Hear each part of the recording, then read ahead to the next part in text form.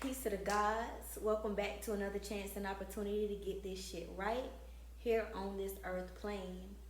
Today I'm going to be talking about thoughts. So I want you to pull your Bibles out. We're going to have a little Bible study, okay? Go to John chapter 1, verse 1. And it reads, "In the beginning was the Word. The Word was God, and the Word was with God." Now, before we can actually speak or say a word, we have to first have a thought. So let's replace word with thought. In the beginning was thought. Thought was with God, and thought was God. And through God, through thought, everything was created. The Bible also says, "For God so loved the world, he gave his only begotten Son." And it's so easy to say, to just automatically think about son as a person, S-O-N. But this actually represents the sun, S-U-N, the light, the source, the most high.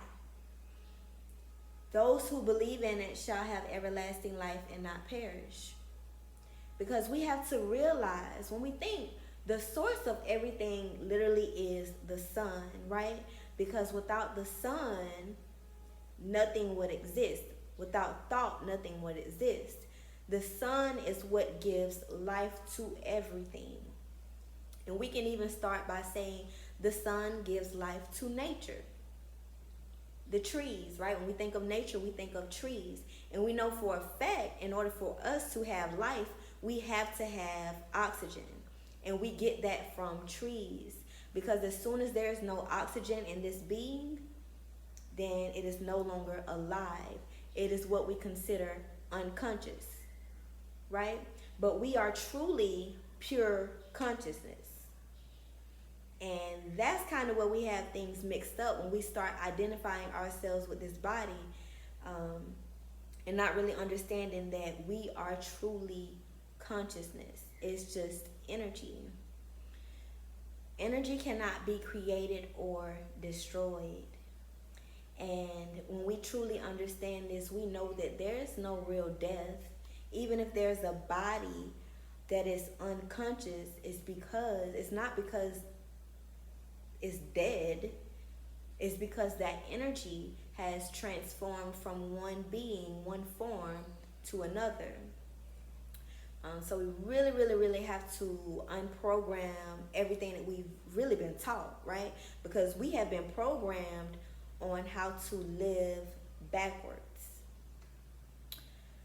So if God created everything through thought, and God is not separate from its thoughts, and mankind, we were also created through thought, and we were also made in the image of God, which means image, right? When we think of image, we can also think, because when you imagine something, it still comes from thought.